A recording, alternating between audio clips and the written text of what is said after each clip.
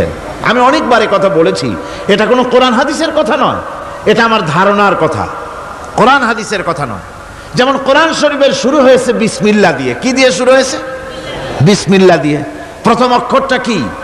বা। আর শেষ হয়েছে মিনাল জিন্নাতি ওয়ান নাস, শেষের অক্ষর কি? সিন।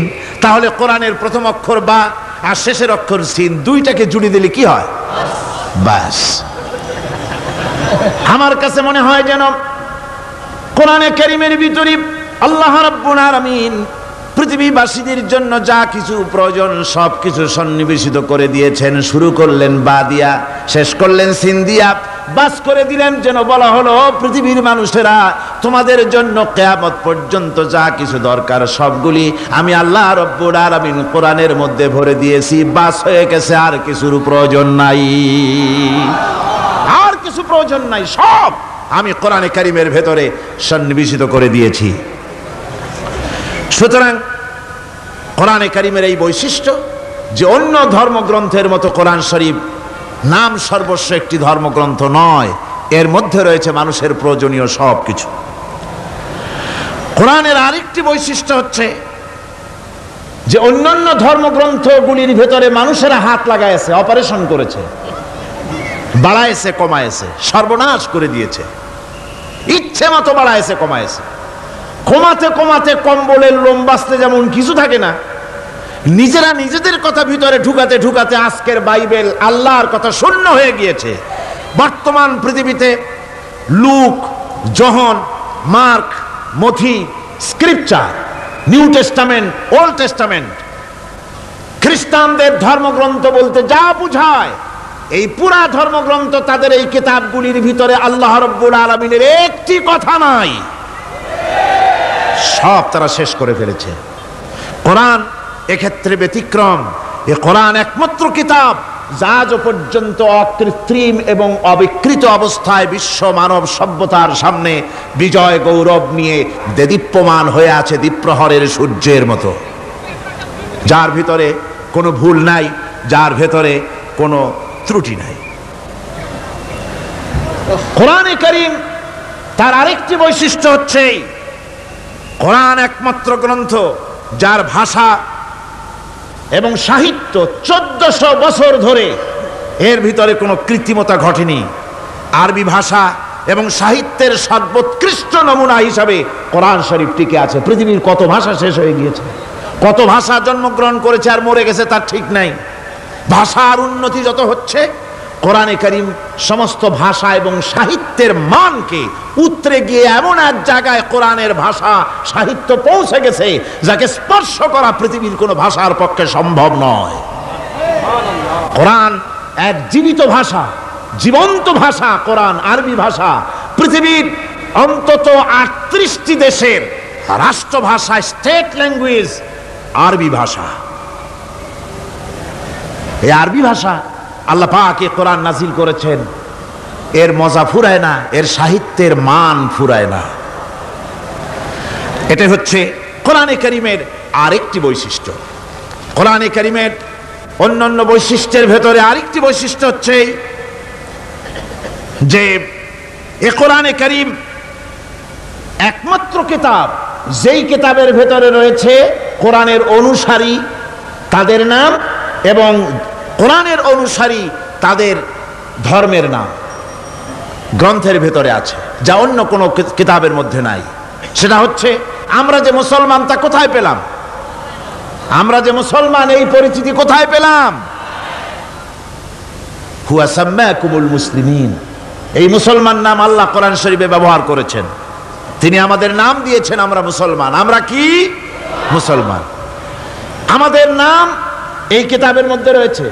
আমাদের জীবন ব্যবস্থার নাম, ধর্মের নামও ইন্নাদ-দীনা ইনদাল্লাহিল ইসলাম, ইসলামের নাম, মুসলমানের নাম কোরআনে কারীমের মধ্যে রয়েছে, যা অন্য কোনো ধর্মগ্রন্থের মধ্যে নাই। হিন্দু, খ্রিস্টান, বৌদ্ধ এ সমস্ত নাম তাদের নিজেদের বানানো নাম, তাদের ধর্মগ্রন্থের ভিতরে সব নামের কোনো পাত্তা নাই। কোরআনে কারীমের আরেকটি বৈশিষ্ট্য হচ্ছে কোরআন বিশ্বের সর্বাধিক পঠিত গ্রন্থ। এত বেশি পড়া হয়েছে, এ কোরআন পড়া হচ্ছে, এত বেশি পৃথিবীর কোন বই আজ পর্যন্ত পড়া হয় নাই, আর হবেও না। কোরআনে কারীমের আরেকটি বৈশিষ্ট্য হচ্ছে এই বিশাল ধর্মগ্রন্থ, এই বিশাল জীবন ব্যবস্থা, এই বিশাল কিতাব মানুষেরা মুখস্থ করেছে। আপনি আমাকে বলেন, নিজের ভাষা নয়, নিজের মায়ের ভাষা নয়, এমন এক বিশাল কিতাব মানুষ মুখস্থ করতে পেরেছে, এর কোন নমুনা আছে দুনিয়ায়? এর কোন নমুনা আছে? মাতৃভাষা নয়, অথচ পৃথিবীর ইংরেজ হোক, উর্দুভাষী হোক, ল্যাটিন হোক, তেলুগু হোক, ডাচ হোক, ফ্রান্স হোক, যে কোনো ভাষা, বাংলা ভাষা হোক, সমস্ত ভাষার লোকেরা কোরআনে কারীমকে মুখস্থ করতেছে। সুবহানাল্লাহ বিহামদি। আমাদের দেশেও লক্ষ লক্ষ হাফেজে কোরআন বর্তমান রয়েছে। এটা হচ্ছে কোরআনে কারীমের আরেকটি বিরাট রকমের বৈশিষ্ট্য। কোরআনে কারীমের অফুরন্ত বৈশিষ্ট্যের ভেতরে এটাও একটি, কোরআন হচ্ছে একটি বিরাট মুজিজা। কোরআন একটি মুজিজা। কোরআন একটি কি? মুজিজা। দুনিয়ায় যত নবী আল্লাহ পাঠিয়েছেন, সমস্ত নবীদেরকে তিনটা জিনিস দিয়েছেন। কয়টা জিনিস কন্ত? তিনটা। ওয়াহি, হুসনে খুলক আর মুজিজা। একটা হচ্ছে ওহী, আরেকটা হচ্ছে উন্নত মানের চরিত্র, আরেকটা হচ্ছে কি? মুজিজা। এই মুজিজা সকল নবীকে দেওয়া হয়েছে। মুজিজা হচ্ছে সমকালীন যুগের বড় যে কোনো শক্তিকে দুর্বল করে দেয়, যে কোনো জিনিসকে দুর্বল করে দেওয়ার মতো ক্ষমতা রাখে যে জিনিস, তার নাম মুজিজা। মুসা আলাইহিস সালামের জামানায় জাদুর প্রভাব ছিল। তখন আল্লাহ রাব্বুল আলামিন মুসা আলাইহিস সালামকে একটা মুজিজা দিলেন। কি দিলেন? আল্লাহ রাব্বুল আলামিন বললেন, ওয়া মা তিলকা বিয়ামিনিকা ইয়া মুসা। মুসা, তোমার ডান হাতে ওটা কি? তিনি বললেন, এটি একটি লাঠি। আল্লাহ পাক বললেন, লাঠি তো ঠিকই, কিন্তু এর মধ্যে আরো এক ক্ষমতা আছে, তুমি জানো না, লাঠিকে ফেলে দাও। লাঠি ফেলে দিলেন, কি হয়ে গেল? হিয়া হাইয়াতুন তাসআ। বিরাট এক সাপে পরিণত হয়ে গেল। এই সাপ নিয়ে, এই লাঠি নিয়ে তিনি জাদুকরদের মোকাবেলা করলেন। জাদুকরেরা বলল, আপনি আগে দেখাবেন জাদু না আমরা দেখাবো আগে? মুসা আলাইহিস সালাম বললেন, তোমরা আগে দেখাও। তারা জাদু মন্ত্র পুত করে আশেপাশের সব জিনিসগুলিকে বাঘ, সিংহ ইত্যাদি বানিয়ে ফেললো। এগুলি ঝাঁপিয়ে পড়লো মুসা আলাইহিস সালামের উপরে। ক্ষণিক সময়ের জন্য মুসা আলাইহিস সালাম ঘাবড়ে গেলেন। আল্লাহ রাব্বুল আলামিন হযরতে মুসাকে ডেকে বললেন, মুসা রে, ভয় পাওয়ার কোনো কারণ নাই। প্রতিষ্ঠিত একটি সরকারের বিরুদ্ধে তোমাকে নামায় দিয়া ময়দানে তোমাকে আমি একা ছেড়ে দেই নাই। আমি আল্লাহ রাব্বুল আলামিন তোমার সাথে আছি। হাতের লাঠি ছেড়ে দাও। মুসা আলাইহিস সালাম লাঠি ছেড়ে দিলেন। লাঠি সাপ হয়ে গেল। হা করলো। জাদুকরদের তৈরি করা সমস্ত বাঘ, সিংহ, সাপ মুসা আলাইহিস সালামের লাঠি মার্কা সাপের পেটের মধ্যে গিয়া ঢুকলো। জাদুকরেরা মনে করলো, আমরা যা দেখালাম তা তো জাদু, নিঃসন্দেহে। মুসা আলাইহিস সালাম যা দেখালেন তা নিঃসন্দেহে জাদু নয়, কারণ জাদু তো খেয়ে ফেলে দিয়েছে। কাজী জাদু যে জিনিসে খায় সেটা তো জাদু না, সেটা জাদুর বাবা অথবা দাদা। এটা ছিল মুসা আলাইহিস সালামের মুজিজা। হযরত দাউদ আলাইহিস সালামের মুজিজা ছিল, আল্লাহ রাব্বুল আলামিন তাকে মুজিজা দিয়েছিলেন, গলার সুন্দর আওয়াজ দিয়েছিলেন। তিনি যখন জাব্বুর শরীফ তেলাওয়াত করতেন, উড়ন্ত পাখিরা ওড়া বন্ধ করে চতুর্দিকে বসে আল্লাহর কালাম শুনত। তিনি লোহা দিয়ে অস্ত্র তৈরি করতেন। অস্ত্র বানাবার সময় আগুন দিয়ে লোহা পোড়ায় অস্ত্র বানাতে হয়। দাউদ আলাইহিস সালামের তার প্রয়োজন ছিল না। তিনি যখন লোহা হাতির ভিতরে নিয়ে চাপ দিতেন, লোহা পানি হয়ে আঙ্গুলের ফাঁক দিয়ে গলে পড়ে যেত। এটা ছিল তার মুজিজা। হযরত সুলাইমান, আল্লাহ রাব্বুল আলামিন তাকে মুজিজা দান করলেন। কোরআনে কারীমের ভিতরে রব্বুল আলামিন বলেন, হযরত সুলাইমান আলাইহিস সালাম সকাল বেলায় বিনা মেশিনে, বিনা ইঞ্জিনে তক্তার উপরে বসে যেতেন। তক্তা 1 মাসের পথ অতিক্রম করত। আবার সন্ধ্যা বেলায় বসতেন, এই তক্তা আর 1 মাসের পথ অতিক্রম করে যেত। ঈসা আলাইহিস সালামের মুজিজা ছিল, জন্মান্ধের চোখের উপরে হাত বুলিয়ে দিতেন, সঙ্গে সঙ্গে চোখ ভালো হয়ে যেত। কুষ্ঠব্যাধিগ্রস্ত লোকের গায়ে হাত বুলাতেন, সঙ্গে সঙ্গে কুষ্ঠব্যাধি ভালো হয়ে যেত। এই হলো তাদের মুজিজা। পয়গম্বরেরা বিদায় হয়ে গেলেন, মুজিজা বিদায় হয়ে গেল। দাউদ আলাইহিস সালাম বিদায় হলেন, মুজিজার সাথে নিয়ে গেলেন। তার উম্মতেরা ওই লোহাগুলি আর কেউ গলাতে পারে নাই, আজও কেউ গলাতে পারে না, হাত দিয়া চেপে ধরে। সুলাইমান আলাইহিস সালাম দুনিয়া থেকে বিদায় হয়ে গেছেন, মুজিজা নিয়ে কবরে চলে গেছেন। আজ আর তার অনুসারীরা অথবা দুনিয়ার কোন মানুষ বিনা ইঞ্জিনে তক্তায় বসে আর হাওয়ায় উঠতে পারবে না। মুসা আলাইহিস সালাম বিদায় হলেন, লাঠির মুজিজা চলে গেল। তার উম্মতেরা, তার অনুসারীরা কিয়ামত পর্যন্ত যদি 1000 চেষ্টা চালায়, লাঠিকে আর কোনোদিন সাপে পরিণত করতে পারবে না। ঈসা আলাইহিস সালাম আল্লাহ রাব্বুল আলামিন তাকে উঠায় নিলেন, মুজিজা তিনি সাথে নিয়ে গেলেন। আজ তার কোটি কোটি শত শত কোটি উম্মতেরা, দুনিয়া যারা তার উম্মত দাবি করে খ্রিস্টানেরা, হাজারো যদি চেষ্টা চালায় তবুও জন্মদের চোখের উপরে হাত বুলিয়ে চোখ আর ভালো করতে পারবে না। কুষ্ঠব্যাধিগ্রস্ত লোকের গায়ে হাত বুলিয়ে কুষ্ঠব্যাধি ভালো করতে পারবে না। তার মানে হলো নবীরা যে যা যত মুজিজা পেয়েছিলেন, জীবদ্দশায় মুজিজা কাজে লেগেছে, দুনিয়া থেকে বিদায় হয়েছেন, মুজিজার সাথে নিয়ে গেছেন। কিন্তু আপনার আমার নবী, বিশ্ব নবী জনাব মুহাম্মদ রাসূলুল্লাহ সাল্লাল্লাহু আলাইহি ওয়াসাল্লামের কাছে আল্লাহ রাব্বুল আলামিন তাকে যত মুজিজা দিয়েছিলেন, 3000-এর উপরে আল্লাহর নবীর মুজিজা ঘটেছিল 23 বছরের নবুয়তের জীবনে। তার মধ্যে শ্রেষ্ঠ মুজিজা হতেছে কোরআন মাজিদ। আল্লাহর নবী বিদায় হয়ে গেলেন, মুজিজা সাথে নিয়ে যান নাই, মুজিজা রেখে গেলেন দুনিয়ায়। কিয়ামত পর্যন্ত দুনিয়াবাসী, নবীর উম্মতেরা কোরআনের মুজিজা ব্যবহার করতে পারবে। এই কোরআনে কারীম রাসূল কারীম সাল্লাল্লাহু আলাইহি সাল্লামের জীবনের শ্রেষ্ঠ মুজিজা। মানুষ পাগল হয়ে গেছে কোরআন শুনে। সুতরাং এই কোরআনের বৈশিষ্ট্য সকল দিক থেকে এক অপূর্ব একটি কিতাবে পরিণত করেছে, যা মানুষকে চিরকাল বিস্ময় হতবাক করে দিয়েছে। কোরআনের আরেকটি বৈশিষ্ট্য হচ্ছে, এই কোরআন এক সময় নাজিল হয় নাই। 30 পারা কোরআন শরীফ একসাথে নাজিল হয়েছে না, কোরআন নাজিল হয়েছে আস্তে আস্তে, ধীরে ধীরে। কত বছর লাগলো? 23 বছরেরও কিছু বেশি সময় ধরে কোরআন ধীরে ধীরে রাসূল কারীম সাল্লাল্লাহু আলাইহি সাল্লামের কাছে অবতীর্ণ হয়েছে। এমনটি আর কোনো কিতাব হয়নি, যা আর কোনো ধর্মগ্রন্থ যারা অন্যরা দাবি করে এরকম হয়নি। কোরআনে কারীমের আরেকটি বৈশিষ্ট্য হচ্ছে, যখন কাগজ ছিল না, ছাপাখানা ছিল না, এমনকি টেপ রেকর্ডার ছিল না, তখনকার নাজিলকৃত কিতাব যেভাবে নাজিল হয়েছিল সেইভাবে আজ পর্যন্ত অবিকল টিকে আছে, টিকে থাকবে ইলা ইয়াউমিল কিয়ামা।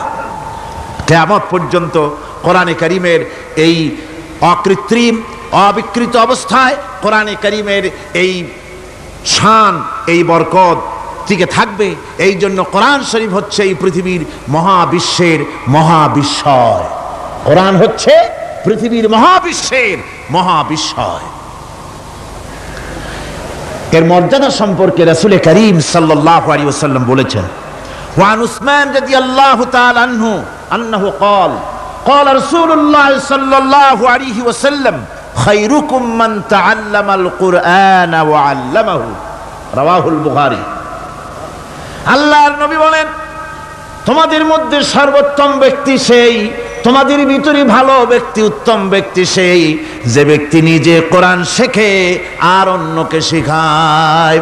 কোরআন যে শেখে আর অন্যকে যে শিখায়, সেই ব্যক্তি হলো তোমাদের মধ্যে সর্বোত্তম ব্যক্তি, ভালো ব্যক্তি। সুবহানাল্লাহ পড়েন। কোরআনে কারীমের এই মর্যাদা সম্পর্কে রাসূল কারীম সাল্লাল্লাহু আলাইহি সাল্লাম বলেছেন, দুই ব্যক্তিকে, দুই শ্রেণীর লোককে ঈর্ষা করা যায়।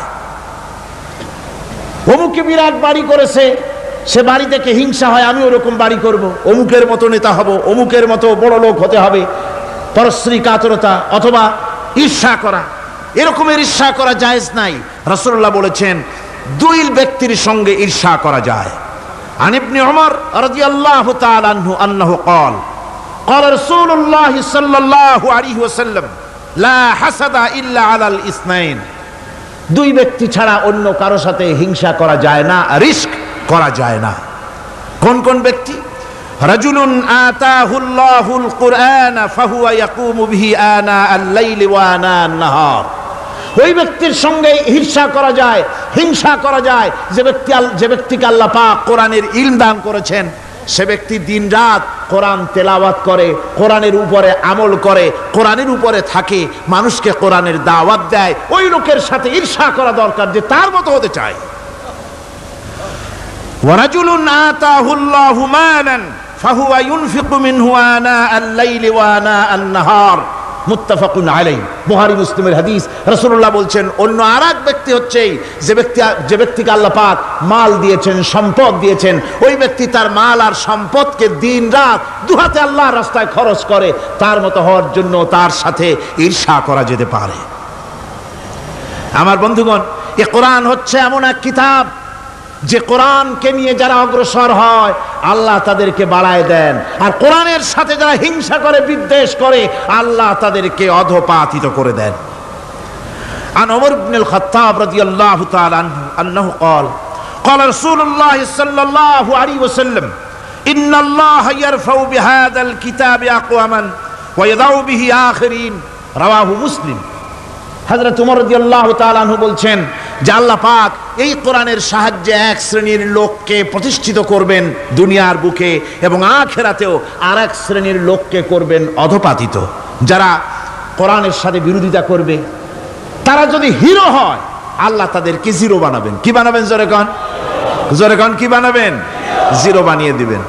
আর কোরআনকে নিয়ে যারা আগ বাড়ে, তারা যদি জিরো হয় আল্লাহ পাক তাদেরকে কি বানায় দেন? কোরআনের সাথে বিরোধিতা আজকের নতুন কিছু নয়, আবহমান কাল থেকে কোরআনের সাথে চলছে বিরোধিতা। বিশ্বকবি, কবি সম্রাট আল্লামা ইকবাল, আল্লাহ তাকে জান্নাতুল ফেরদাউস নসিব করুন, সবাই বলুন আমিন।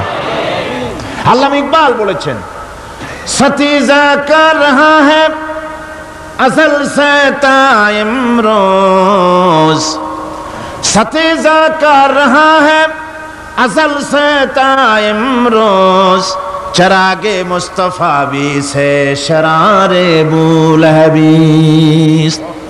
মুহাম্মদ সাল্লাল্লাহু আলাইহি ওয়াসাল্লামের দীপ শিখার সাথে, আল্লাহর দ্বীনের সাথে আবু জাহাল, আবু লাহাবের অগ্নিস্ফুলিঙ্গের সংঘর্ষ আবহমান কাল থেকে লেগে এসেছে, কিন্তু ওদের এই অগ্নিস্ফুলিঙ্গের টক্কর লেগে মুহাম্মদ সাল্লাল্লাহু আলাইহি ওয়াসাল্লামের টিম টিম করে জ্বলে ওঠা এই প্রদীপটি প্রচন্ড ঝড়ো হাওয়ার মুখে, টর্নেডো আর গর্কির মুখে নিভে যায়নি, জ্বলছে, জ্বলবে কিয়ামত পর্যন্ত। এটাকে নিভাবার ক্ষমতা বিশ্বের কোনো মানুষের নাই। ফু দিয়ে কেউ যদি নিভাতে চায়, চেহারা শুদ্ধ, মাথা শুদ্ধ, পুড়ে ছাই হয়ে যাবে, কোরআনের আলোকে নির্বাপিত করতে পারবে না।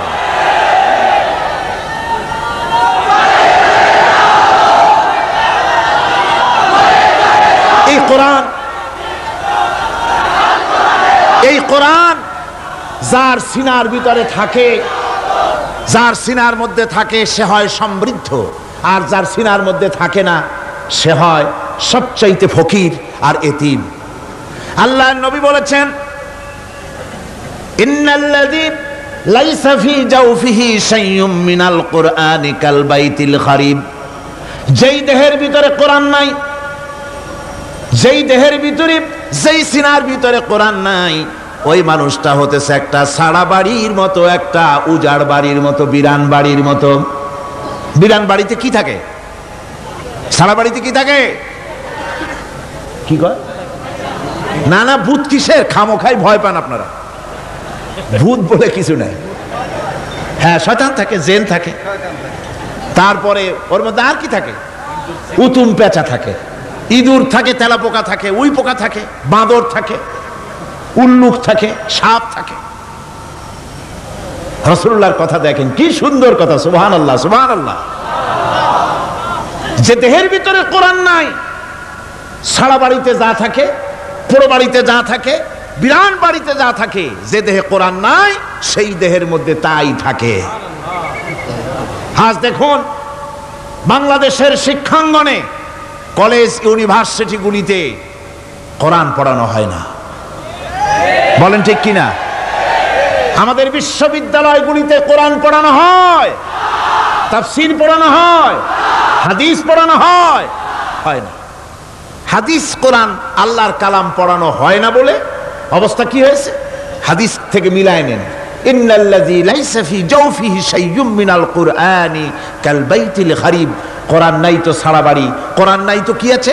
যে ঘরের মধ্যে মানুষ নাই, উল্লুক থাকে, ভাল্লুক থাকে, শয়তান থাকে, তেলাপোকা থাকে, সারপোকা থাকে, হিংস্র প্রাণী ভরপুর থাকে। যে শিক্ষা প্রতিষ্ঠানে কোরআন পড়ানো হয় না, সেখানেও সন্ত্রাসীরা বাস করতে পারে, ভালো মানুষ টিকতে পারে না।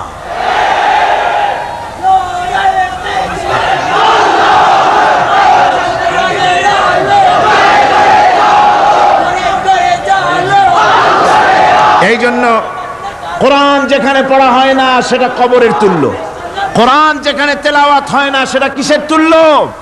কবরের তুল্য। আল্লাহ নবী বলেছেন, আনাবি হুরায়রা রাদিয়াল্লাহু তাআলা আনহু আন্নাহু ক্বাল ক্বাল রাসূলুল্লাহ সাল্লাল্লাহু আলাইহি ওয়াসাল্লাম লা তাজআলু বুয়ুতাকুম মাকাবির। রাওয়াহু মুসলিম। আল্লাহ নবী বলেন, তোমাদের ঘরগুলিকে তোমরা কবর বানায়ো না। অর্থাৎ যে ঘরের মধ্যে কোরআনে কারীম তেলাওয়াত হয় না সেটা কবরের সমতুল্য, কবরের সমতুল্য। আগে আমাদের ঘর সমূহে যখন ছোট ছিলাম তখন দেখতাম ঘরে ঘরে কোরআন তেলাওয়াত হতো, ঠিক না? প্রত্যেকটা ঘরের জানালা দিয়া সকালবেলা আওয়াজ আসতো, আউযু বিল্লাহি মিনাশ শাইতানির রাজিম, বিসমিল্লাহির রহমানির রহিম। তেলাওয়াতের আওয়াজ ভেসে আসতো। আজ আর এই অবস্থা নাই। আজ ভদ্রলোকের বাড়ির সামনে দিয়ে হেঁটে যাবেন, সকালবেলা কিসের তেলাওয়াত? জনমের ঘুম ঘুমায়, পাইকারি দরে ঘুমায়, ফজরের নামাজ নাই। শহরের অবস্থা, অধিকাংশ বাড়িতে ফজরের নামাজ হয় না। ডিসেন্টিনার মাধ্যমে, আগে তো ছিল শুধু বাংলাদেশের ছবি, ডিসেন্টিনার মাধ্যমে সারা পৃথিবীর শয়তানি আর বদমাশি ঘরে বসে গেলা যায়। উপকারিতা এবং অপকারিতা দুটোই আছে। নিউজ দেখা যায় সাথে সাথে, আবার নিউজের সাথে আরো বাজে কিছু দেখা যায়। এগুলো দেখতে দেখতে রাত শেষ হয়ে আসে, ঘুমায় জনমের মতো, এক ঘুমে বেলা 9টা আর 10টা।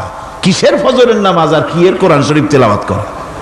এরপরে উঠলো 9টা 10টার সময়, উঠে তারপরে গানের মাস্টার এসে গেছে। তখন ইতিমধ্যেই গানের মাস্টার এসে গেছেন। কি দুর্ভাগ্যজনক সত্য কথা, ইংরেজি যে টিচার পড়ান, অঙ্ক যে টিচার করান, সপ্তাহে 3 ঘন্টা পড়াবেন, বেতন 2500 টাকা।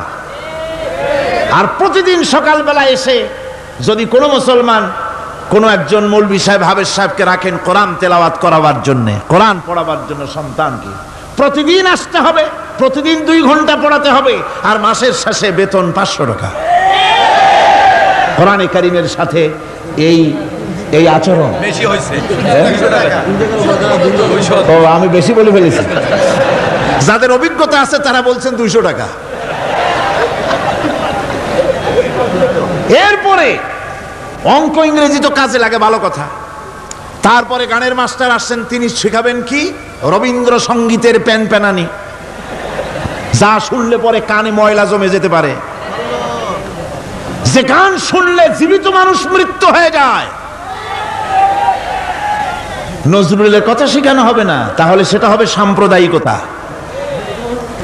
গানের মাস্টারকে, নাচের মাস্টারকে 5,000 টাকা, 10,000 টাকা পর্যন্ত বেতন দেওয়া হয়। এ জাতির জন্য আল্লাহর রহমত কেমনে আসবে? কি কারণে আসবে? কোরআনের সাথে এই বেয়াদবি আমরা করেছি। ঘরগুলিকে, আজকে আমাদের ঘরগুলিকে আমরা কবরস্থানে পরিণত করে দিয়েছি। কোরআন তেলাওয়াত হচ্ছে না। আমার বন্ধুগণ, কোরআন তেলাওয়াত করুন, বেশি বেশি তেলাওয়াত করুন, ঘরকে জীবিত করুন, সন্তানকে তেলাওয়াত করান, আপনি নিজেও তেলাওয়াত করেন। কোরআনে কারীম যারা তেলাওয়াত করবেন তাদের সম্পর্কে আল্লাহর নবী বলেন, মান ক্বারাআল কুরআনা ফাস্তাযহারাহু ফাহাল্লা হালালাহু ওয়া হাররামা হারামাহু আদখালাহুল্লাহুল জান্নাহ। আল্লাহর নবী বলেন, যে ব্যক্তি কোরআন শরীফ তেলাওয়াত করবে এবং কোরআনের হালাল অনুযায়ী হালালকে মেনে চলবে, হারাম অনুযায়ী হারাম থেকে ফিরে থাকবে, এরকম কোরআনের উপরে যে তেলাওয়াত করবে আর আমল করবে, আল্লাহ রাব্বুল আলামিন কিয়ামতের দিন তাকে জান্নাতের ভিতরে প্রবেশ করাবেন। শুধু বেহেশতে যাবে না, ওয়াসাফাহু ফি হাশরাতিন মিন আহলি বাইতিহি কুল্লুহুম কাদ ওয়াজাবাত লাহুন নার। নবীজি বলেন, এই কোরআনে কারীমের বরকতে কিয়ামতের দিন ওই ব্যক্তি তার রক্ত সম্পর্কিত 10 জন আত্মীয়ের ব্যাপারে সুপারিশ করার জন্য তৌফিক পাবে আল্লাহর দরবারে। এমন 10 ব্যক্তি, যেই 10 ব্যক্তির জন্য হিসাবের পরে জাহান্নাম ওয়াজিব হয়ে গিয়েছিল, এমন 10 ব্যক্তি সম্পর্কে কোরআনের তেলাওয়াতকারী আর আমলকারী আল্লাহর দরবারে সুপারিশ করার জন্য পারমিশন পাবেন। এমন নিয়ামত, সেই নিয়ামত থেকে আমরা বঞ্চিত হয়ে যাচ্ছি। আমি বলি না যে আপনারা কলেজ ইউনিভার্সিটিতে ছেলেদের পড়তে দিবেন না, আমি তা বলি না। তারা কলেজ ইউনিভার্সিটিতে বিলক্ষণ পড়াশোনা করুক, কিন্তু তাদেরকে কোরআন শরীফ শিখান। লক্ষ লক্ষ টাকা খরচ করলেন ছেলের পেছনে, কিন্তু কোরআন শিখালেন না। আপনি মরে গেলে আপনার জানাজাটা পড়বে, এ তৌফিকও সে পেল না। জানাজার ইমামতি তো দূরের কথা, জানাজার নিয়ত জানে না, পাক পবিত্রতা জানে না। বাপ মরে গেছে, সে তখন ছিল মার্কেটে, শুনলো বাপ মরছে, তাড়াতাড়ি জানাজায় শরীক হতে হবে। প্যান্টও পাক নাই, যেহেতু পেশাবের যখন বেগ এসেছিল দেওয়ালের পাশে দাঁড়াইয়া কাম সারছে, দোয়া মোছার কাম নাই, মাথায় টুপি নাই, নাক মোছা রুমাল ছিল পকেটে, রুমালটা মাথায় দিয়া দাঁড়ায় গেল, আল্লাহু আকবার। বাপের কপালে যা আছে তাই হোক। তারপরে বাপ মরে গেছে, কান্না শুরু করেছে। যেদিন মরছে সেদিন কানতেছে, পরের দিনও একটু মুখ মলিন কান্দে। নাম বল্টু মিয়া। তার আবার এক বন্ধু আছে, তার নাম শান্টু মিয়া। শান্টু মিয়া বলছে, মিয়া বল্টু কান্দো কেন? কয় বাপ মরে গেছে। কয় এগুলো বাঁচে নাকি? এগুলো মরিই যায়, আমার একটা ছিল ওটাও মরছে। চিরকাল কারো বাপ থাকে না, সুতরাং এত মন খারাপ কেন?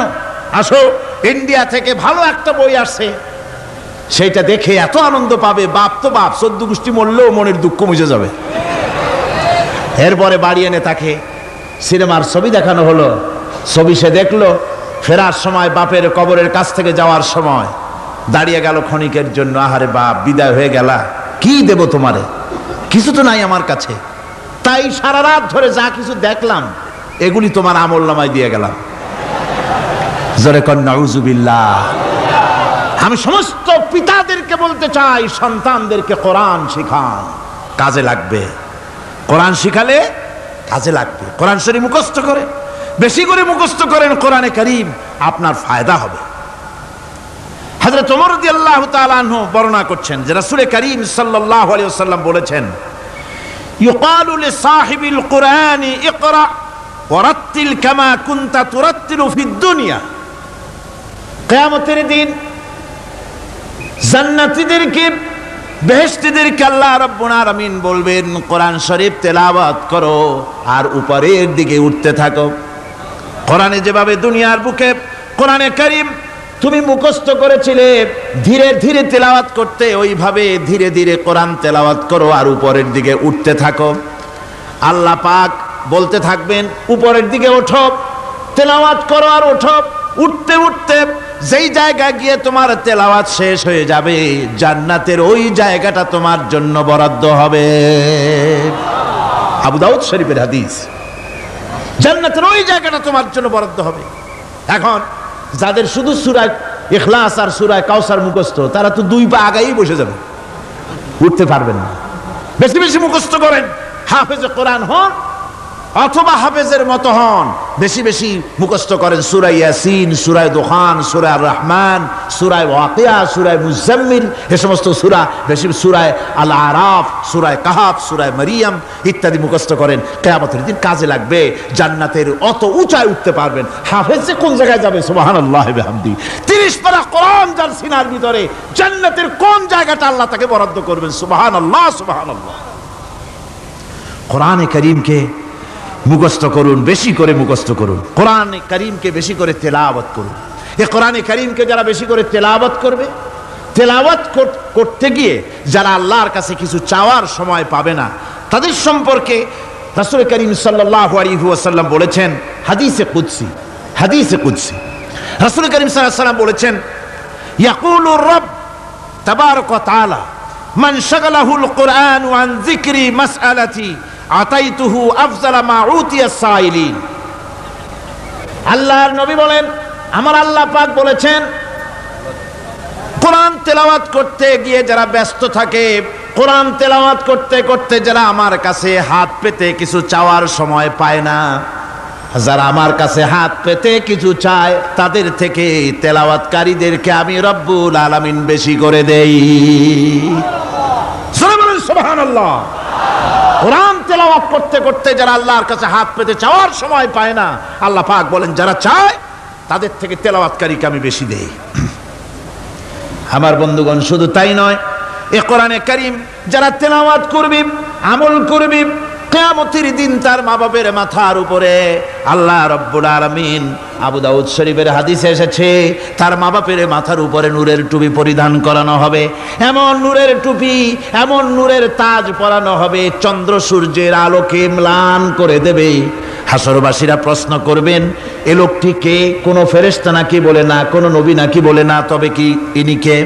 জবাব হবে, ইনি হচ্ছেন সেই ব্যক্তি যিনি তার সন্তানদেরকে কোরআন শিখিয়েছিলেন। কোরআন শিখানোর কারণে আল্লাহ রাব্বুল আলামিন আজ তার মা বাপের মাথার উপরে নূরের টুপি পরিধান করে হাসরের ভিতরে মর্যাদা দিলেন।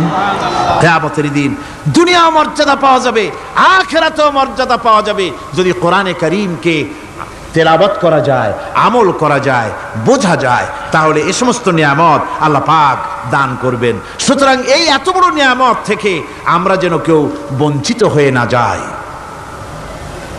কোরআন হচ্ছে এমন এক কিতাব যার তাফসীর লেখা হয় নাই। পৃথিবীতে এমন কোনো ভাষা নাই, পৃথিবীর উল্লেখযোগ্য সবগুলি ভাষায় কোরআনে কারীমের তাফসীর লেখা হয়েছে, কিন্তু কোন মুফাসসির আজ পর্যন্ত কথা বলেন নাই যে আমি যে তাফসীর লিখছি এর চাইতে ভালো তাফসীর আর কেউ লিখতে পারেও না, আর পারবেও নাই, এটা শেষ, আর তাফসীর লেখা লাগবে না। এ কথা কেউ বলতে পেরেছে? জোরে বলেন, পেরেছে? পারে নাই। তার কারণ কি? আল্লাহ রাব্বুল আলামিন বলেন, قُلْ لَوْ كَانَ الْبَحْرُ مِدَادًا لِكَلِمَاتِ رَبِّي لَنَفِدَ الْبَحْرُ قَبْلَ أَن تَنفَدَ كَلِمَاتُ رَبِّي وَلَوْ جِئْنَا بِمِثْلِهِ مَدَدًا। আল্লাহ পাক বলেন, নবী আপনি বলুন, আমার রবের কথাগুলি লেখার জন্য যদি সমুদ্রের পানিগুলি, সমুদ্রের সমস্ত পানিগুলি যদি কালিতে পরিণত হয়ে যায়, আর আমার রবের কথাগুলি যদি লেখা শুরু হয়ে যায়, আমার রবের কথাগুলি লেখার পূর্বে সমস্ত সমুদ্রের পানিগুলি শেষ হয়ে যাবে। তারপরে যদি আবার সমুদ্র ভরে দেওয়া হয়, আরো যদি লেখা হয়, তবুও আমার রবের কথা লেখা শেষ হবে না।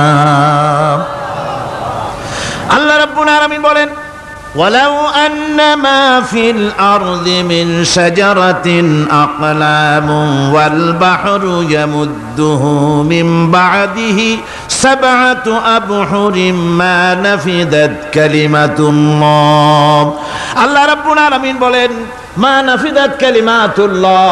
আল্লাহ পাক বলেন, 7টা সমুদ্রের পানি যদি একত্রিত করা হয়, 7টা সমুদ্রের পানি যদি এক জায়গায় করা হয়, এই পানিগুলি যদি কালিতে পরিণত হয়ে যায়, আর পৃথিবীর সমস্ত গাছগুলি যদি কলমে পরিণত হয়ে যায়, ওই গাছগুলি দিয়ে যদি ওই পানি রূপ কালি দিয়ে আমার প্রভুর কথা, আল্লাহ রাব্বুল আলামিনের কোরআনের কথা যদি লেখা শুরু হয়ে যায়, লিখতে লিখতে সমস্ত পানিগুলি, গাছগুলি শেষ হয়ে যাবে, আল্লাহ পাকের কালামের ব্যাখ্যা লেখা শেষ হবে না।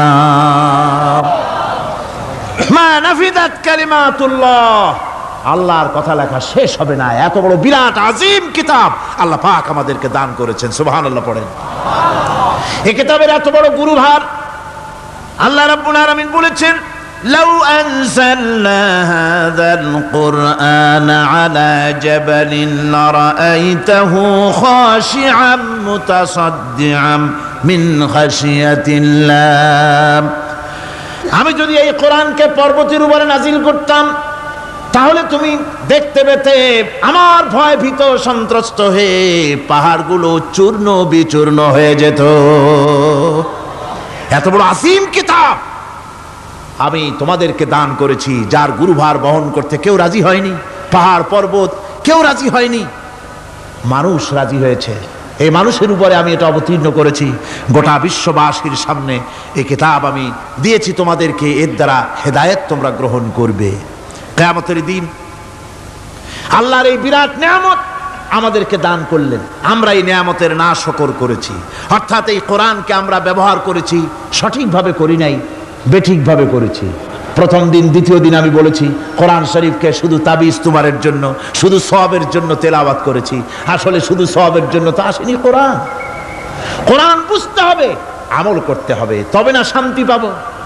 আপনি যদি কোরআন হচ্ছে মানুষের জীবন সমস্যার সমাধানের গ্রন্থ, ওষুধ খেলে রোগ ভালো হয়। ওষুধ খেলে কি হয়?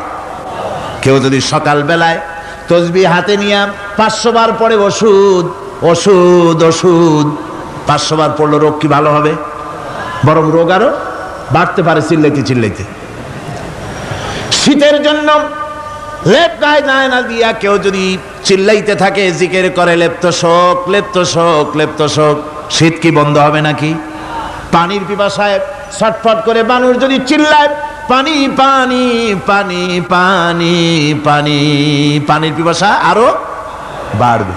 তাহলে কি বোঝা গেল? পিপাসা লাগলে পানি পান করতে হবে, শীত লাগলে কম্বলটা গায়ে দিতে হবে, রোগ হলে ওষুধটা খেতে হবে, তাহলে সব সমস্যার সমাধান হবে। অনুরূপভাবে আমরা শুধু কোরআনে কারীমকে তেলাওয়াত করি সওয়াবের নিয়তে, তার হুকুমগুলি জীবনের উপরে আমল করি না বলে আজকের জীবন আমাদের বিপর্যস্ত হয়েছে। ব্যক্তিতে, পরিবারে, রাষ্ট্রে শান্তি নাই, কোথাও শান্তি নাই এই কারণে। আর কিয়ামতের দিন রাসূল আসামি করবেন তাদেরকে যারা কোরআন অমান্য করেছে। রাসূল হবেন বাদী। বাদী হবেন কে? যারা বলেন কে বাদী হবেন? রাসূল। আসামি হবে কারা? যারা কোরআন ছেড়ে দিয়েছে। আল্লাহ রাব্বুল আলামিন বলেন وقال الرسول يا رب إن قوم اتخذوا هذا القرآن مهجورا। কিয়ামতের দিন রাসূল আল্লাহর দরবারে ফরিয়াদ করবেন, আয় আমার রব, আয় আমার আল্লাহ তাআলা, এই সমস্ত লোকগুলি তোমার কালামকে, তোমার কোরআনকে অপ্রয়োজনীয় জিনিস বলে তারা পরিত্যাগ করেছিল। আমার বন্ধুগণ, কিয়ামতের দিন যখন এরা উপস্থিত হবে আল্লাহর দরবারে, আল্লাহ রাব্বুল আলামিন কোরআনের সাথে যারা ঠাট্টা করেছে, বিদ্রূপ করেছে, কোরআনের আইনকে নিয়ে যারা ঠাট্টা বিদ্রূপ মজাক উড়াইছে, কিয়ামতের দিন তাদেরকে বলা হবে ওয়াকিলাল ইয়াউমা নানসাকুম কামা নাসিতুম লিকা ইয়াউমিকুম হাযা। কিয়ামতের দিন আল্লাহ রাব্বুল আলামিন কোরআনের ঠাট্টাকারী, কোরআনের বিদ্রূপকারী, কোরআনের আইনের অমান্যকারীদেরকে বলবেন আমি আজকে তোমাদের ভুলে গেলাম, যেমন করে তোমরা এই দিনে আমার সঙ্গে সাক্ষাৎকারের কথা ভুলে গিয়েছিলে। তোমরা যেমন আমার আজকের এই কিয়ামতের দিনের কথা যারা ভুলে গিয়েছিলে, আজকে আমিও তোমাদেরকে ভুলে গেলাম। এরপরে কি হবে? ওয়ামাওয়াকুমুন নার ওয়ামা লাকুম মিন নাসিরিন। আল্লাহ পাক বলেন এরপরে এদের জায়গা হবে জাহান্নাম, আর এদের সাহায্যকারীও কেউ থাকবে না, জাহান্নামে চিরকাল থাকতে হবে। এটা এই জন্য যে তারা আল্লাহর কোরআনের সঙ্গে ঠাট্টা করেছে, বিদ্রূপ করেছে, কোরআনের আইন মানে নাই, কোরআনের আইনকে অমান্য করে চলেছে। এই জন্য কিয়ামতের দিন আল্লাহ রাব্বুল আলামিন তাদেরকে শাস্তি প্রদান করবেন। কোরআন পৃথিবীর বুকে আল্লাহ নাজিল করেছেন, শুধু তেলাওয়াত করবেন ঝুলে ঝুলে, এজন্য নয়। কি জন্য নাজিল হলো? এবার উদ্দেশ্য শুনুন। আল্লাহ পাক বলেন আর রহমান আল্লামাল কোরআন। আল্লাহ রাব্বুল আলামিন তিনি হলেন এমন দয়াবান, এমন রহমান, যিনি কোরআন শিখালেন। কি কারণে শিখালেন? কোরআন নাজিলের উদ্দেশ্য কি? আল্লাহ পাক বলেন ইন্না আনজালনা ইলাইকাল কিতাবা বিল হাক্কি লিতাহকুমা বাইনান নাসি বিমা আরাকাল্লাহ। আল্লাহ পাক বলেন এই কিতাব আমি আপনার প্রতি অবতীর্ণ করেছি এই জন্যে যাতে করে আপনি আল্লাহর প্রদর্শিত এই বিধান অনুযায়ী মানুষের উপরে বিচার ফয়সালা করতে পারেন।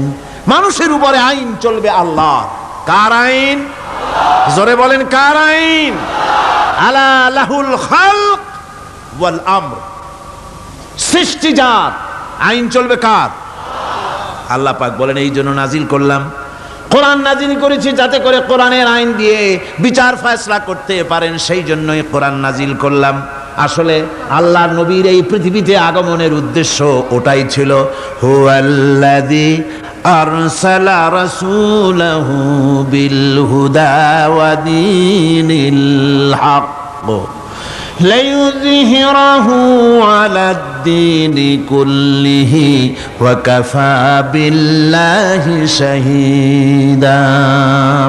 আল্লাহ রাব্বুল আলামিন বলেন, আমি আমার রাসূলকে দ্বীনে হক সত্যের বিধান সহকারে দুনিয়ায় প্রেরণ করেছি। লিইয়ুযহিরাহু আলাদ-দীনি কুল্লিহি আয় লিইয়ুগলিবাহু আলা সাইরিল আদিয়ান, সমস্ত আদিয়ানে বাতিলার উপরে আমার দিনকে বিজয়ী করে দেওয়ার জন্য আমি রাসূলের কাছে কিতাব সহকারে তাকে অবতীর্ণ করেছি। এ দায়িত্ব শুধু মুহাম্মদ সাল্লাল্লাহু আলাইহি ওয়াসাল্লামের ছিল না, দুনিয়ার উপরে আল্লাহর দিন কায়েম করা, আল্লাহর বিধান অনুযায়ী মানুষের বিচার ফয়সালার দায়িত্ব শুধু মুহাম্মদ সাল্লাল্লাহু আলাইহি ওয়াসাল্লামের ছিল না, সমস্ত নবীদের ছিল। কাদের ছিল? সব নবীদের ছিল। فبعث الله النبيين مبشرين منذرين وأنزل معهم الكتاب بالحق ليحكم بين الناس। আল্লাহ পাক বলেন সমস্ত নবীদের কাছে আমি কিতাব অবতীর্ণ করেছি এই জন্য যে তারা সহজ এবং সোজা পথে যারা চলতে চায় তাদেরকে তিনি সুসংবাদ দিবেন, আর বাঁকা পথে যারা চলবে তাদেরকে তিনি জাহান্নামের ভীতি প্রদর্শন করবেন। আর আমি তার উপরে যে কিতাব অবতীর্ণ করেছি এই কিতাব দিয়ে জনগণের উপরে বিচার ফয়সালা করবে, আইন চলবে আল্লাহর কিতাব দিয়ে। আইন চলবে কি দিয়ে? আল্লাহর কিতাব দিয়ে।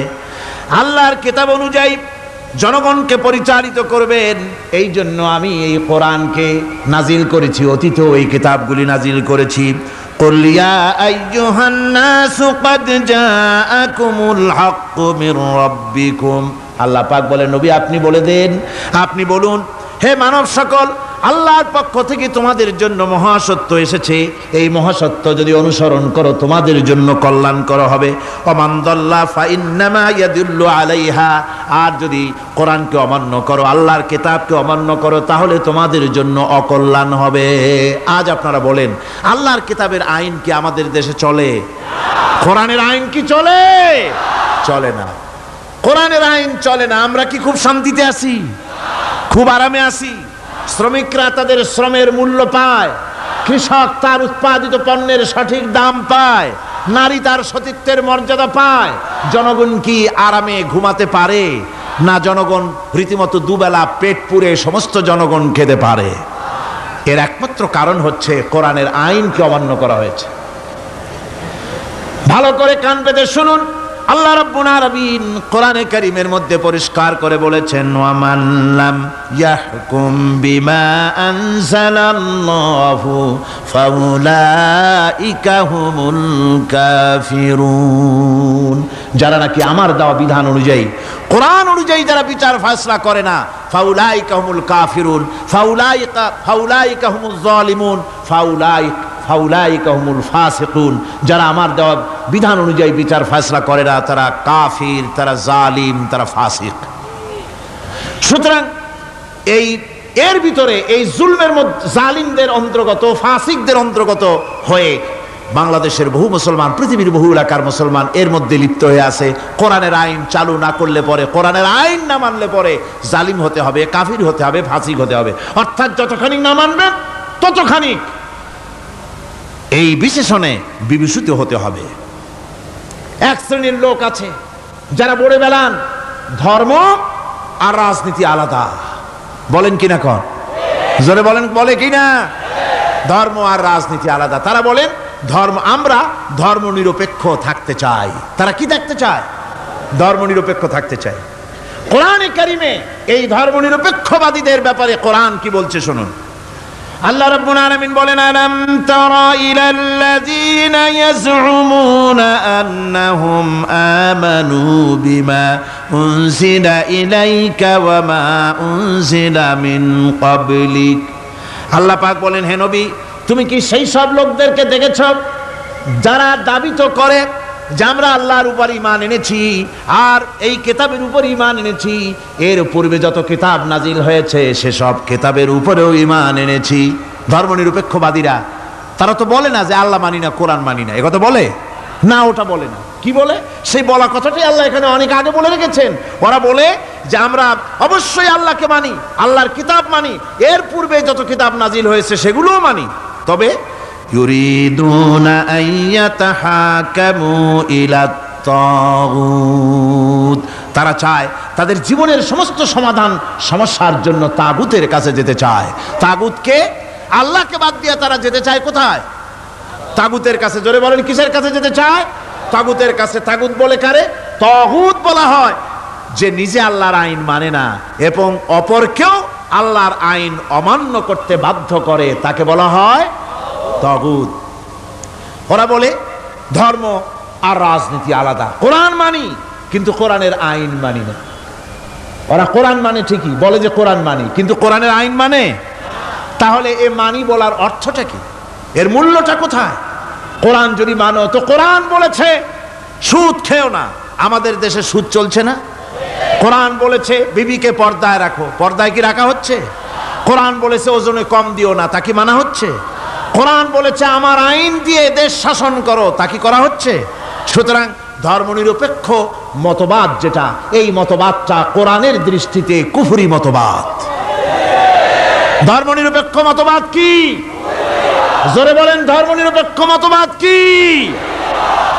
কোন মুসলমান, যে ব্যক্তি নিজেকে মুসলমান বলে দাবি করে, ধর্মনিরপেক্ষ মতবাদ সে বিশ্বাস করতে পারে না,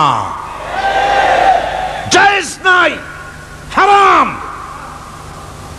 আফাতুমিনুনা বিবাদিল কিতাব ওয়া তাকফুরুনা বিবাদ, তোমরা কোরআনের কিছু অংশকে মেনে নিবে আর কিছু অংশকে করবে অস্বীকার।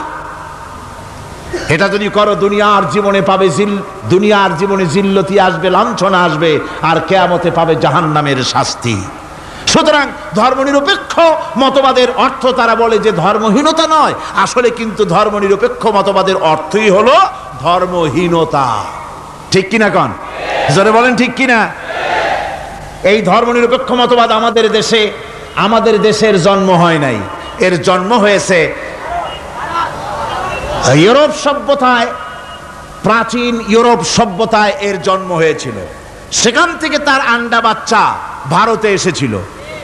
ভারত থেকে এই আন্ডা বাচ্চার কিছু অংশ 1972 সালে তদানীন্তন সরকারের মাথার উপরে ভারত চাপিয়ে দিয়েছিল।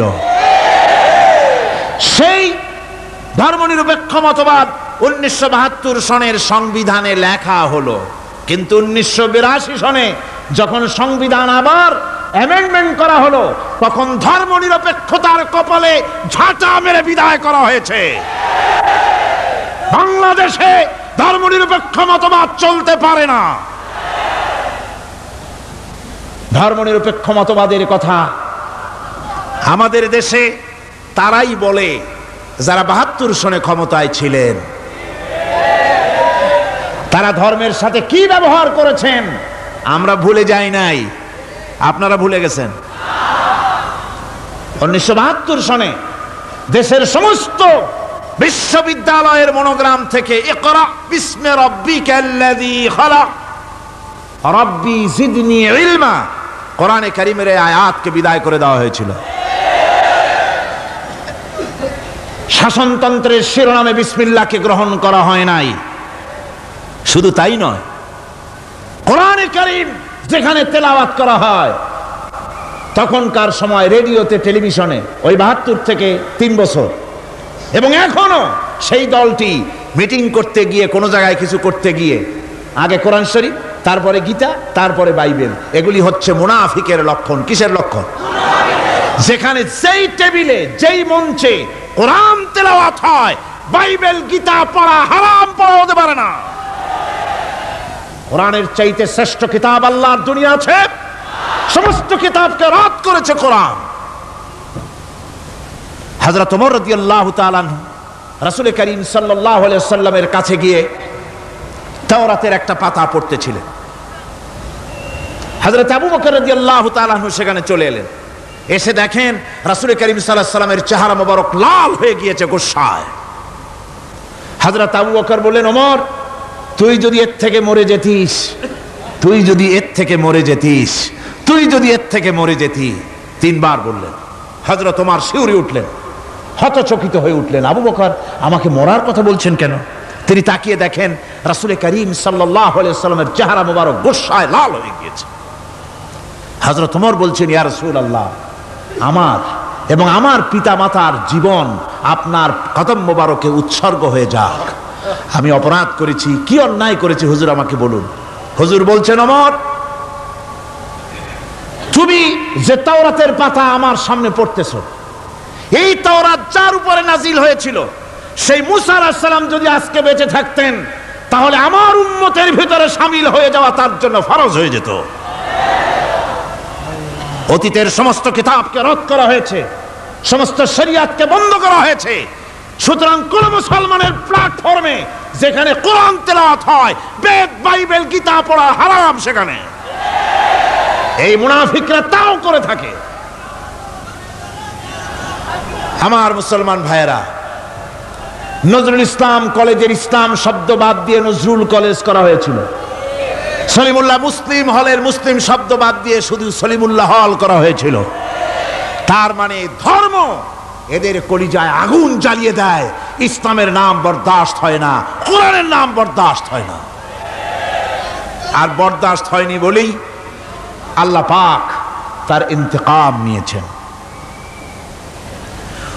আমার বক্তব্য হচ্ছে, কোরআনে কারীম পৃথিবীতে এসেছে শাসন করতে দুনিয়াকে। তার মধ্যে রয়েছে রাজনীতি, অর্থনীতি, সব কিছু। এই বিচার ফয়সালা কোরআন থেকে যারা গ্রহণ করে না, রাসূলকে যারা বিচারক মানে না, তাদের সম্পর্কে আল্লাহ পাক কি বলছেন শুনুন। ফালা ওয়া রাব্বিকা লা ইউমিনুনা হাত্তা ইউহাক্কিমুকা ফীমা শাজারা বাইনাহুম সুম্মা লা ইয়াজিদু ফী আনফুসিহিম হারাজাম মিম্মা কাদাইতা ওয়া ইউসাল্লিমু তাসলিমা। আল্লাহ রাব্বুল আলামিন বলেন, ফালা ওয়া রাব্বিক, কখনো নয় হে নবী, আপনার রবের কসম, কখনোই নয়। ওরা মুমিন নয় যারা নাকি তাদের জীবনের সব কিছুর ব্যাপারে যতক্ষণ পর্যন্ত আপনাকে বিচারক না মানে, আপনার দেওয়া ফয়সালাকে গ্রহণ না করে, এবং আপনি বিচার করার পর ফয়সালা দেওয়ার পরে এটার উপরে দ্বিধাহীন চিত্তে মেনে যতক্ষণ না নিবে, ততক্ষণ পর্যন্ত তারা যত ঈমানের দাবি করুক, তারা আসলে মুমিন না। এ ফতোয়া কার? এ ফতোয়া কার? আল্লাহ রাব্বুল আলামিনের ফতোয়া। কখনো মুমিন হতে পারবে না যারা রাসূলুল্লাহকে ফয়সালাকারী হিসেবে গ্রহণ না করবে, কোরআনকে সংবিধানের উৎস হিসেবে গ্রহণ না করবে। কোরআন এসেছে আইনের কিতাব হিসেবে পৃথিবীর মানুষকে পরিচালিত করার জন্য। আজ এই কোরআনের আইন যারা মানে সেখানে শান্তি পায়, কোরআন যেখানে মানে না সেখানে শান্তি হয় না। আল্লাহ পাক পরিষ্কার বলেছেন, কোরআনের আইন মেনে চলো। আর যারা এই কোরআনকে অমান্য করবে তাদের শাস্তি কি হবে? আল্লাহ পাক বলেন, আল্লাযীনা কাযযাবু বিল কিতাবি ওয়া বিমা আরসালনা বিহি রুসুলানা ফাসাউফা ইয়ামালুন। আল্লাহ পাক বলেন, আমি যে কিতাব নাজিল করেছি, এই কিতাবকে যারা মিথ্যা মনে করে, কিতাবকে যারা অস্বীকার করে, কোরআনের আইন যারা মানে না, আমি যে রাসূলের উপরে যা নাজিল করেছি সেগুলির উপরে যারা ঈমান আনে না, এগুলিকে যারা মানে না, তাদের জন্য এর পরিণতি তারা খুব শীঘ্রই টের পাবে। খুব শীঘ্রই তাদেরকে পরিণতি দেওয়া হবে। কিয়ামতের দিন তাদেরকে আল্লাহ রাব্বুল আলামিন জাহান্নামে প্রবেশ করাবেন। কোরআনের অমান্যকারীদের জায়গা কোথায় হবে? কোথায় হবে তাদের জায়গা? জাহান্নামের ভিতরে হবে। সুতরাং আমরা কোথায় যেতে চাই? জাহান্নামে না জান্নাতে? বেহেশতে যদি যেতে চাই, দুনিয়ায় যদি শান্তি চাই এবং আখিরাতে যদি মুক্তি পেতে চাই, তাহলে আমাদেরকে কোরআনের আইনকে মানতে হবে। কিসের আইন মানা লাগবে? কোরআনের আইন মানতে হবে। কোরআনে কারীমের নাজিল হলো। আল্লাহ পাক যে কোরআন আমাদের শিখালেন, আর রহমান আল্লামাল কোরআন, যে কোরআন তিনি আমাদের শিখালেন, এই কোরআন নাজিলের পদ্ধতি ছিল মদিনা এবং মক্কা। রাসূলের মক্কি জিন্দেগিতে কিছু নাজিল হয়েছে, আর মদনী জিন্দেগিতে নাজিল হয়েছে কিছু। মক্কা শরীফে যেগুলি নাজিল হয়েছে সে সূরাগুলো ছিল তাওহীদ, রিসালাত এবং আখিরাতের উপরে নির্ভর করে। আর মদনী সূরা যেগুলি ছিল সেগুলি ফৌজদারি দণ্ডবিধি, উত্তরাধিকারী আইন, তারপরে যাকাত, ওসর, যুদ্ধ, সন্ধি, বন্দি, এরপরে রয়েছে স্বরাষ্ট্রনীতি, পররাষ্ট্রনীতি, অর্থনীতি, জীবন পরিচালনার সমস্ত বিধি আর ব্যবস্থা মদনী জিন্দেগির সূরাগুলিতে, অবতীর্ণ সূরাগুলিতে আল্লাহ রাব্বুল আলামিন নাজিল করেছেন। কোরআন শরীফ মানুষের সকল সমস্যার সমাধান দিয়েছে। এখানে আমি এখন তার কিছু নমুনা পেশ করছি আপনাদের সামনে, আপনাদের বোঝার জন্য যে কোরআন। অনেকে বলে যে কোরআনের তাফসীরের ভেতরে রাজনীতির আলোচনা হয়। রাজনীতি সেইটুক করি যেটুকুন আল্লাহ কোরআনে করেছেন। জোরে কোন আলহামদুলিল্লাহ। এর থেকে বাড়াই কিছু বলি নাকি? না। কোরআন যেটুকুন করেছে, রাসূলুল্লাহ যেটুকুন করেছে, একজন মুসলমান হিসাবে তা করা আপনার আমার জন্য কি? সুন্নত, নফল। ওইটা করা কি? জোরে কোন। এটা করা আমাদের জন্য ফরজ। সেই জন্য আমি কিছু নমুনা পেশ করছি আপনাদের সামনে, বুঝতে পারবেন যে কোরআন শুধু নামাজের কথা নিয়ে আসে নাই। কোরআনের মধ্যে আয়াত সংখ্যা কত? 6666। এটা ঠিক না, কিছু কম আছে। 6000 কয়েক শত, ভালো করে গুনে দেখা দরকার। তো এই যে আয়াতে কারিমা যেগুলি রয়েছে এর মধ্যে মাত্র 500 আয়াত হচ্ছে হুকমে শরঈ। ভালো করে শুনুন, 500 আয়াত আদেশ এবং নিষেধ জাতীয়। এটা করো, ওটা করো না, এটা হালাল, ওটা হারাম। এ হলো 500। তো এই যদি 500 হয় তাহলে বাকি 6000 কি?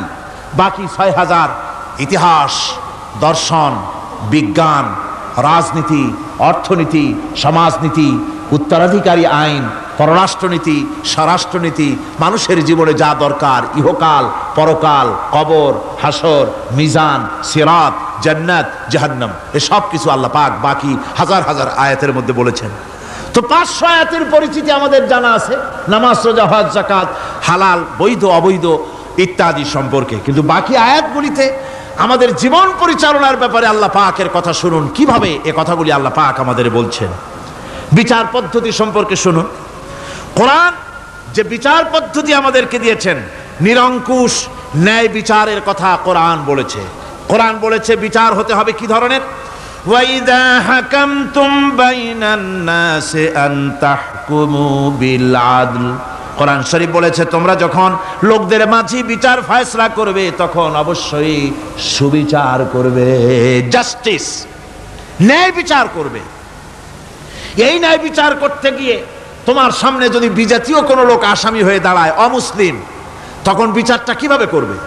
কোরআনে কারীম বলছে ওয়ালা ইয়াজরিমান্নাকুম শানাআনু কওমিন আলা আল্লা তা'দিলু। কোন বিশেষ শ্রেণীর বিচার কাজ করতে গিয়ে, কোন বিশেষ শ্রেণী বা জাতির বিচার কার্য পরিচালনা করতে গিয়ে তাদের প্রতি বিদ্বেষ যেন তাদেরকে, তুমি যেন জুলুম করে না বসো, তখন যেন তুমি ইনসাফ করতে পারো, তাদের উপরে জুলুম করবে না। সে যদি তোমার জাতের লোক না হয়, বিচার করতেছে তুমি, বিচারক হিসাবে সঠিক বিচার করবে, বিচারের মানদণ্ডকে কখনো হেলাদোলা করবে না, ভালো সুবিচার করবে। এটা হচ্ছে কোরআনে কারীমের কথা। আর আত্মীয় স্বজনের বিচার সম্পর্কে বলা হচ্ছে যে তোমরা বিচার নিয়ে, সুবিচার নিয়ে তোমরা দাঁড়াও, দণ্ডায়মান হও সুবিচার নিয়ে। মুসলমানেরা তোমরা যখন বিচার করবে তখন এই বিচার করতে গিয়ে ওয়ালাউ আলা আনফুসিকুম আবিল ওয়ালিদাইনে ওয়াল আকরাবিন, সে যদি তোমার নিজের বিরুদ্ধেও যায় বিচার, তা যদি তোমার সন্তান সন্ততি, ভাই ব্রাদার, মা বাপ ইত্যাদির বিরুদ্ধেও যদি চলে যায়, ইন ইয়াকুন গানিয়ান আও ফাকিরান, যদি সে গরিব হয়, যদি সে ধনীও হয়, বিচারের বেলায় কোনো রকম তারতম্য করবে না, আপন হোক পর হোক, বিচার করতে হবে সঠিক। এটা কার কথা? আল্লাহর। জোরে বলেন কার কথা? পৃথিবীর কোন ধর্মগ্রন্থ কথা বলেছে? পৃথিবীর কোন জাতি কথা বলেছে? কোরআন বলেছে এই সুবিচারের কথা। সুবিচার করতে হবে, বিচারের বেলায় খবরদার আপন পর এবং কোন ধর্মের লোক এই চিন্তা করতে যেও না। কোরআনে কারিমের মধ্যে রয়েছে ফৌজদারি দণ্ডবিধি, জুডিশিয়াল ল, ফৌজদারি দণ্ডবিধি। এখানে একটা কথা বলে নিতে হয়, আল্লাহর আইন, মূল কথাটা কি? আল্লাহর আইন। আল্লাহর আইনের কথা শোনা মাত্রই এক শ্রেণীর লোকেরা মনে করে আল্লাহর আইন মানেই হলো হাত কাটা, আল্লাহর আইনের অর্থই হলো গলা কাটা, আল্লাহর আইনের অর্থই হলো দৌড়া মারা। এটা একটা বাজে কথা। আল্লাহ পাকের আল্লাহ কি এইরকম একটা বদমেজাজি দারোগার মতো আল্লাহ যে মানুষ পাইলেই খালি পিটাবে আর হাত কাটবে? একটা কথা হইল? হাত কাটা, গলা কাটা, এটা কখন সুবিচার প্রতিষ্ঠিত হয়ে যাবে, খাওয়া পড়ার গ্যারান্টি মিলবে, তারপরে যদি কেউ চুরি করে দৃষ্টান্তমূলক শাস্তি দাও হাত কেটে। এর আগে না। মদিনা মুনাওয়ারায় হযরত ওমর রাদিয়াল্লাহু তাআলা আনহুর সময় অনাবৃষ্টির কারণে দুর্ভিক্ষ দেখা দিয়েছিল। তখন হযরত ওমর জাস্টিসদেরকে, ম্যাজিস্ট্রেটদেরকে ডেকে পরিষ্কারভাবে এলান করে দিয়েছিলেন, এখন যদি কোনো চোর ধরা পড়ে, এই দুর্ভিক্ষ চলাকালীন কোন চোর যদি ধরা পড়ে আর প্রমাণিত হয় পেটের জ্বালায় চুরি করেছে, খবরদার তার হাতকে তোমরা কাটবে না, খবরদার হাত কাটবে না। ইসলাম তো আগে পেটে দেয়। আগে কোথায় দেয়? পেটে, তারপরে দেয় পিঠে, আগে দেয় না। মানুষের খাওয়া পড়া, শিক্ষা, চিকিৎসা, বাসস্থান সবটার গ্যারান্টি দেওয়া হয়। মদিনায় যখন এই গ্যারান্টি এসে গেল, চোরের হাত কাটা আইন মক্কায় নাজিল হয় নাই, নাজিল হয়েছে মদিনা মুনাওয়ারায়, রাসূলের মদনী জিন্দেগিতে। কোন সময়? যখন রাসূলুল্লাহ প্রেসিডেন্ট। রাসূলুল্লাহ কি? জোরে কোন? রাসূলুল্লাহ কি? রাষ্ট্রপতি। সেই সময় মানুষ দরজা খুলে ঘুমাবার সুযোগ পেল, খাওয়া পড়া, শিক্ষা, চিকিৎসা, বাসস্থানের গ্যারান্টি পেল। এই সময় আল্লাহ রাব্বুল আলামিন তিনি যখন দেখলেন ইসলামী সমাজ ব্যবস্থা কোরআনের আইনের মাধ্যমে মানুষ সব রকমের নিরাপত্তা লাভ করেছে, পেটের সমস্যার সমাধান হয়ে গেছে, তখন আল্লাহ আইন জারি করলেন, আস-সারিকু ওয়াস-সারিকাতু ফাকতাউ আইদিয়াহুমা।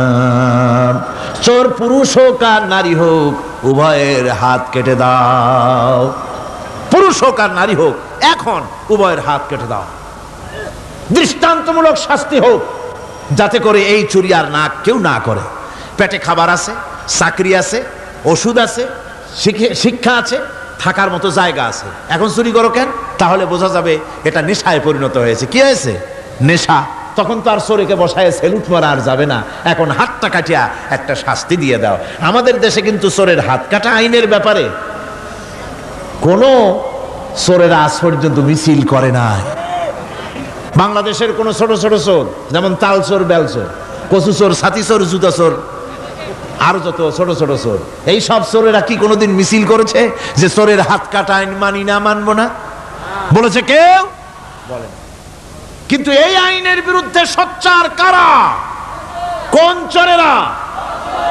নিশ্চয়ই ছোট চোরেরা না, বড় চোরেরা, যারা তাল বেল চুরি করে না, বরং কলমের খোঁচা দিয়া সরকারের, জনগণের লক্ষ কোটি কোটি টাকা পকেটস্থ করেন মেহেরবানি করে। ওইসব তারা মনে করেন যদি এই আইন চালু হয়ে যায় তাহলে তালচোর বেলচোরের তো কোনো ক্ষতি নাই, ইসলামী রাষ্ট্র চালু হলে পরে তো সকলের পেটে ভাত আসবে, ওই তাল বেল আর চুরি করা লাগবে না, তাদের তো সুবিধা। কিন্তু মুসিবতটা তো আমাদের হবে। বেশি খাইয়া খাইয়া জিব্বা পুরু হয়ে গেছে, এখন ওই বেশি খাইতে না পারলে বদভ্যাস চালু হয়ে যাবে, চুরি করতে যখন যাইবে তখন এই আইন তো বিসমিল্লাহ হবে আমাদের দিয়া। এই জন্য ওনারাই বিরোধিতা করেন চরমভাবে। আমার বন্ধুগণ, কোরআনের আইন বন্ধ করার ক্ষমতা কারো নাই। এই আইন চালু হলে পরেই শান্তি আসবে। ওরা বিরোধিতা করছে, ওরা বলছে চোরের হাত কাটা আইন এটা হচ্ছে একটা অমানবিক ব্যাপার। আইনটা কার? আল্লাহর। মানুষগুলি কার? তা তোমারা তো দরদ কেন? মায়ের চাইতে মাসির দরদ বেশি, এটা কি খুব সুলক্ষণ? না, এটা দারুণ কুলক্ষণ। সুতরাং আল্লাহ রাব্বুল আলামিন তার আইন হচ্ছে শাশ্বত আইন। চোরের হাত কাটা আইন অর্থ এ নয় যে বাংলাদেশ ইসলামী দল যদি ক্ষমতায় আসে পাইকারি দরে চোরের হাত কাটা আরম্ভ করবে না। ততক্ষণ পর্যন্ত আইন চালু হবে না যতক্ষণ পর্যন্ত সমস্ত মানুষ তাদের কর্মসংস্থান না হবে, খাবার না পাবে, চাকরি বাকরি না হবে, খেয়ে পরে খাওয়া পড়া শিক্ষা চিকিৎসা বাসস্থান সবটার গ্যারান্টি মিলবে, তারপরে আইন চালু হবে, এর আগে না। আল্লাহ রাব্বুল আলামিন ফৌজদারি দণ্ডবিধির আওতার ভিতরে সূরার কি শাস্তি হবে তা বললেন, নরহত্যার শাস্তি কি হবে তাও আল্লাহ পাক এখানে বলছেন, ইয়া আইয়ুহাল্লাযীনা আমানু কুতিবা আলাইকুমুল কিসাসু ফিল কাতলা।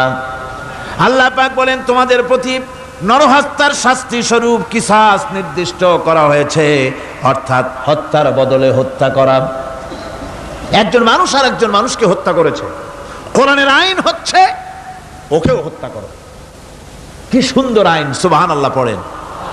তাহলে কি হবে? রেডিও টেলিভিশনে পত্র পত্রিকার মাধ্যমে যদি খবর ছড়ানো হয় যে হত্যাকারীর বিচার হবে কোরআনের আইন অনুযায়ী, প্রকাশ্য রাজপথে হত্যাকারীকে তাকেও যদি হত্যা করে দেওয়া হয়, এই দৃশ্য উপস্থিত জনতা যত দেখবে, পত্র পত্রিকায় খবর পাবে, টেলিভিশনের পর্দায় দেখতে পাবে, যারা দেখলো এই সব লক্ষ লক্ষ জনতার ভেতরে মানুষ হত্যা করার দুঃসাহস আর আসবে? আল্লাহ পাক বলছেন এটা হচ্ছে মানুষের কিসাস, এর মধ্যে রয়েছে মানুষের জীবন। এরপরে নরহত্যার শাস্তি আল্লাহ পাক এভাবে কোরআনে কারীমের মধ্যে বললেন। জিনার শাস্তি, আয-যানিয়াতু ওয়াজ-যানি ফাজলিদু কুল্লা ওয়াহিদিম মিনহুমা মিআতা জালদা। আল্লাহ রাব্বুল আলামিন বলেন, জিনাকারিনী পুরুষ, জিনাকারিনী নারী আর জিনাকারা পুরুষ, তাদের শাস্তি হচ্ছে উভয়কে 100 করে দৌড়া মারা, প্রাণদণ্ড দিয়ে দেওয়া। এই শাস্তি যদি হয়, জিনা বন্ধ হয়ে যাবে, বিবাহ সহজ হবে। ইসলামী রাষ্ট্র হলে পরে জিনা করা কঠিন হবে, বিবাহ করা সহজ হয়ে যাবে। এটা হচ্ছে কোরআনের আইনের সুন্দর বিধান। জিনার শাস্তি, চোরের শাস্তি, নরহত্যার শাস্তি জুডিশিয়াল লয়ের আওতায়, ফৌজদারি দণ্ডবিধির আওতায় এগুলি পড়ে। এগুলি সব কোরআন শরীফে আছে না নাই? আছে কিনা? তাহলে কি করে আপনি বলবেন আপনি ধর্ম নিরপেক্ষ? আপনি শুধু ধর্ম আপনার ব্যক্তিগত ব্যাপার আর রাজনীতি একটা আলাদা ব্যাপার। এবারে আল্লাহ রাব্বুল আলামিন মদ পান সম্পর্কে, যারা মদ পান করবে, জুয়া খেলবে যারা, তাদের সম্পর্কে মদ্যপায়ীদের ব্যাপারে আল্লাহ পাক বলছেন, ইন্নামাল খামরু ওয়াল মাইসিরু ওয়াল আনসাবু ওয়াল আজলামু রিজসুম মিন আমালিশ শাইতানি ফাজতানিবুহু। আল্লাহ পাক বলেন নিঃসন্দেহে মদ, জুয়া এবং পাশা, এই সমস্ত খেলাকে, এই সমস্ত জিনিসকে নাপাক ঘোষণা করা হয়েছে। এগুলি সব হতেছে শয়তান কর্তৃক উদ্ভাবিত নোংরা কাজ। এগুলি শয়তানের কাজ। মদ আর জুয়া কার কাজ? জোরে বলেন, কার কাজ? শয়তানের কাজ। সুতরাং ফাজতানিবুহু, এর থেকে তোমরা ফিরে থাকো। আল্লাহ বলছেন মদ এবং জুয়া মানুষকে আল্লাহর জিকির থেকে ফিরায় রাখে। ফাহাল আনতুম মুনতাহুন, এগুলি শোনার পরেও কি তোমরা এর থেকে ফিরে থাকবে না? এবার আল্লাহ রাব্বুল আলামিন ওজনে কম দেওয়া সম্পর্কে বলছেন। যারা ব্যবসায়ী, অনেক ব্যবসায়ী আছে, ব্যবসা করতে গিয়ে ধর্ম ব্যক্তিগত ব্যাপার, ব্যবসার মধ্যে ধর্ম নিতে চাই না। কয় যে ধর্ম দারুণ পবিত্র জিনিস, এত পবিত্র, শুধু মসজিদে থাকবে, শুধু মাদ্রাসায় থাকবে, আমার জীবনের বিস্তীর্ণ অঙ্গনে ধর্ম ঢুকতে পারবে না। তার মানে ভাবখানা এই, আল্লাহ এবং রসুলকে বলে দেওয়া হচ্ছে, হে আল্লাহ, হে রসুল, তোমাদের উপরে 144 জারি করে দিলাম, শুধু মসজিদে আর খানকায় থাকো, মাদ্রাসায় থাকো, আমাদের জীবনের বিস্তীর্ণ অঙ্গনে তোমাদের কোনো প্রবেশের অধিকার নাই। জোরে কর নাউজুবিল্লাহ। আল্লাহ পাক মানুষের জীবনের সকল ক্ষেত্রে আইন চলবে আল্লাহর। ইনিল হুকমু ইল্লা লিল্লাহ, আইন চলবে কার? ওই আল্লাহ রাব্বুল আলামিন বলেন ওজনে কম দিও না। ওয়াউফুল কাইলা ইযা কিলতুম ওয়াজনু বিল কিসতাসিল মুস্তাকিম। মেপে যখন কোনো জিনিস দিবে পরিমাপে কম দিবে না, ওজন করে যখন দিবে ওজনেও কম দিবে না। আল্লাহ পাক কোরআনে কারীমের মধ্যে সুন্দর করে সব কথা বলে দিলেন।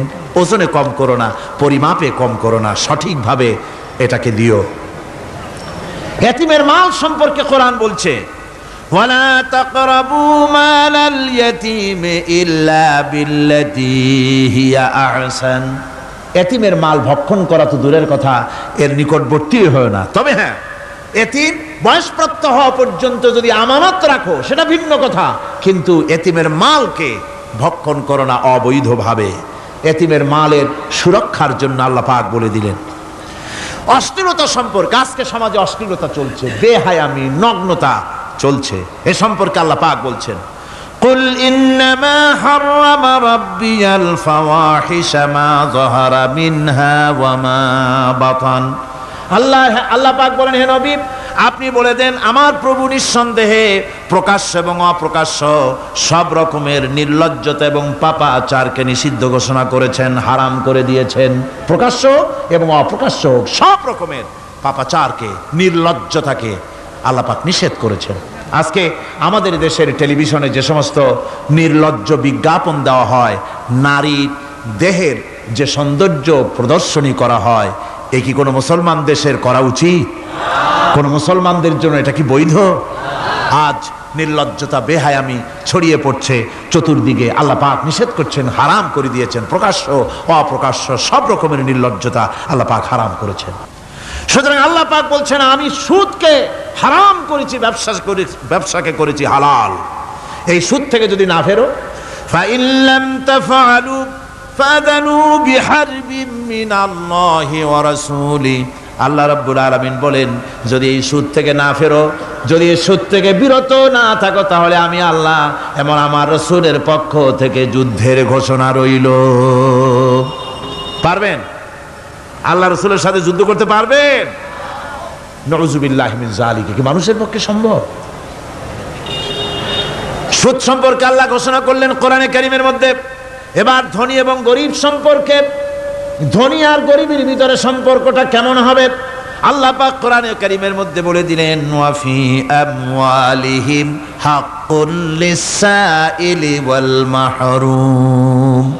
আল্লাহ রাব্বুল আলামিন বলছেন ও ধনীরা, তোমাদের সম্পদের ভিতরে গরিবদের অধিকার আছে, সে অধিকার আদায় করে দাও।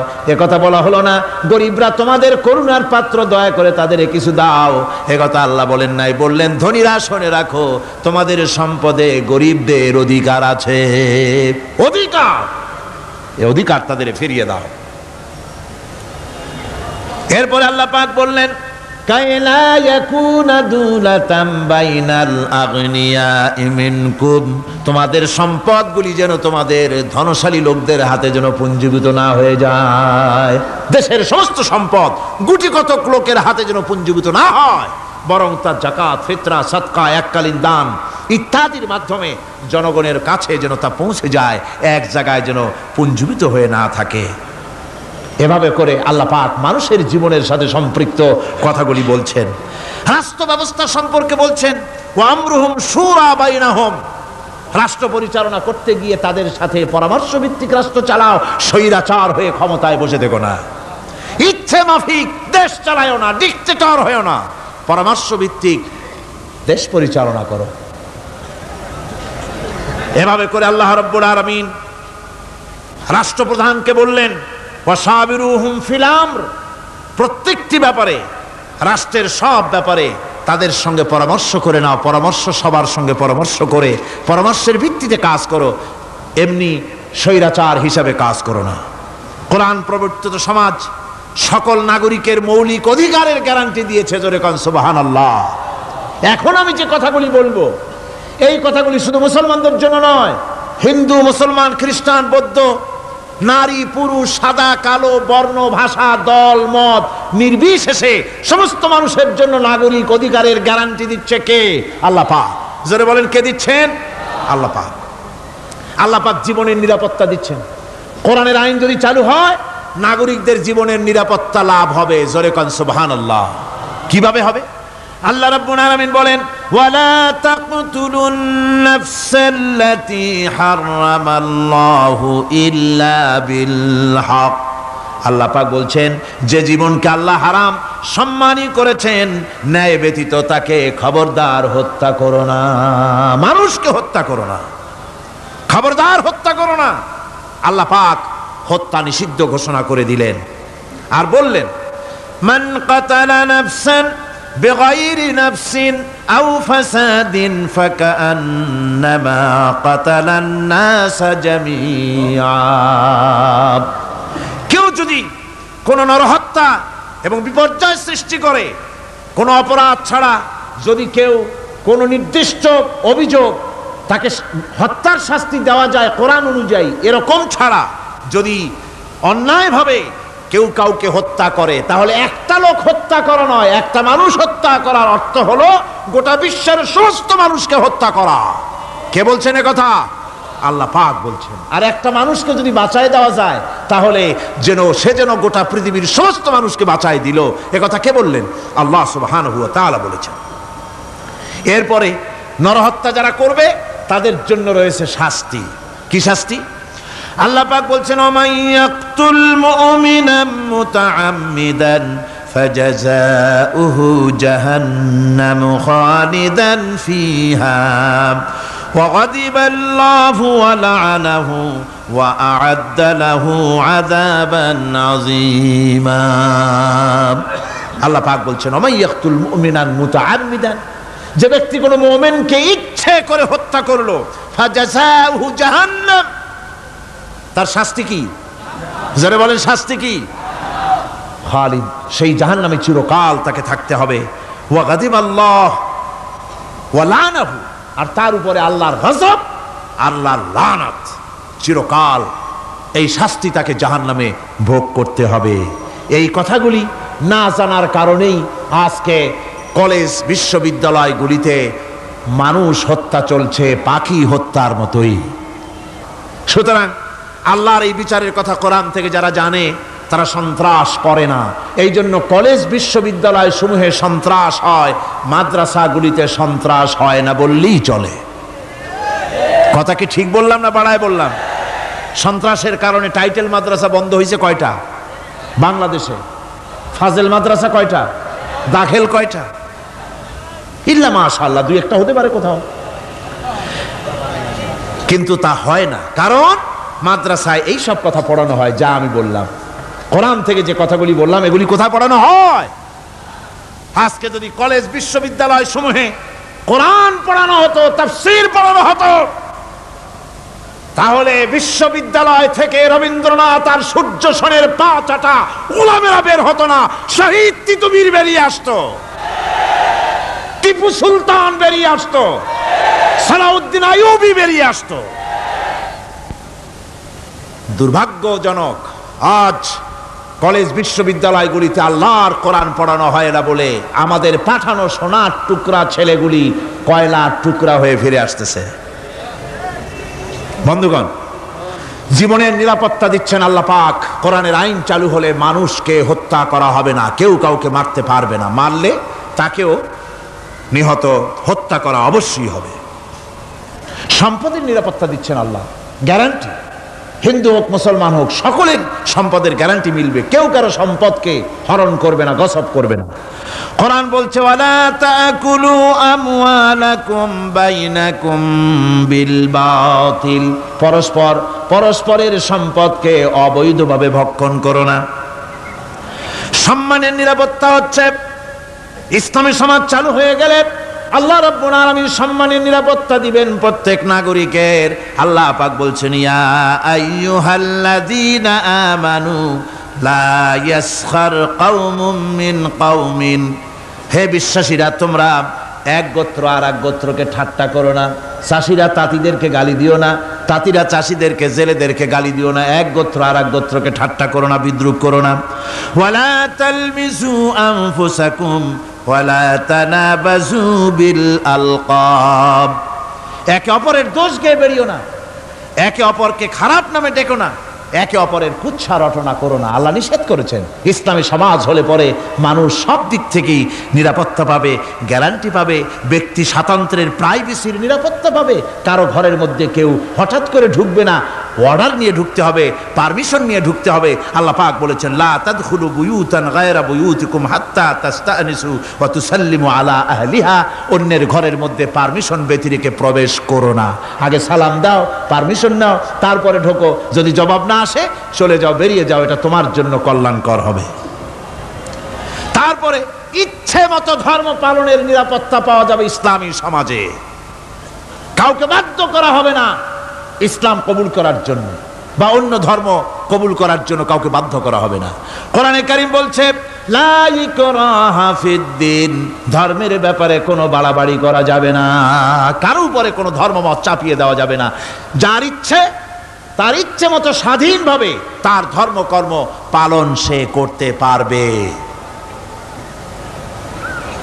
এই ধর্ম পালনের কথা বলতে এসে আমার মনে পড়লো এবছরের হিন্দুদের দুর্গাপূজার কথা। আপনারা বলতে পারেন যে কি এর মধ্যে কি ঢুকাই দিলেন? ঠিকই ঢুকাইছে। আমি বুঝি না যে কেমন ধর্ম, আপনারা আমারে কোন। দেশের প্রধান বিরোধী দল তারা যদি বলে যে আমাদের এই দাবি যদি সরকার না মানে, তাহলে 1 বছরের ভেতরে আমার দলে যত লোক আছো কেউ জুমার নামাজ পড়বা না, তাহলে তাদের দলের লোকেরা তা কি মানবে? মানবে? বিএনপি যদি বলে, সরকারে যারা আছে, যে আমাদের এই সমস্ত কথা যদি বিরোধী দল না মানে, তাহলে আমার দলের কোনো লোক ঈদের নামাজ পড়বে না, শুনবে কেউ? শুনবে না। যত বড় নেতা হোক, কেউ যদি বলে, ইসলামী দলের নেতাও যদি বলে যে বছর আমাদের এই কথা যদি গভর্নমেন্ট না মানে কোন মুসলমান হজ করতে যাবে না, এই কথা মানবে কেউ? মানবে না।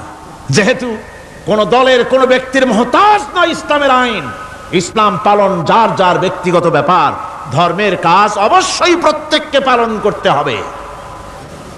সুতরাং ইসলামী গভর্নমেন্ট এলে, ইসলামী শাসন এলে, কোরআনের শাসন এলে প্রত্যেক নাগরিক তার নিজস্ব ধর্ম ইচ্ছে মতো পালন করতে পারবে, কোনো বিধিনিষেধ আরোপিত হবে না।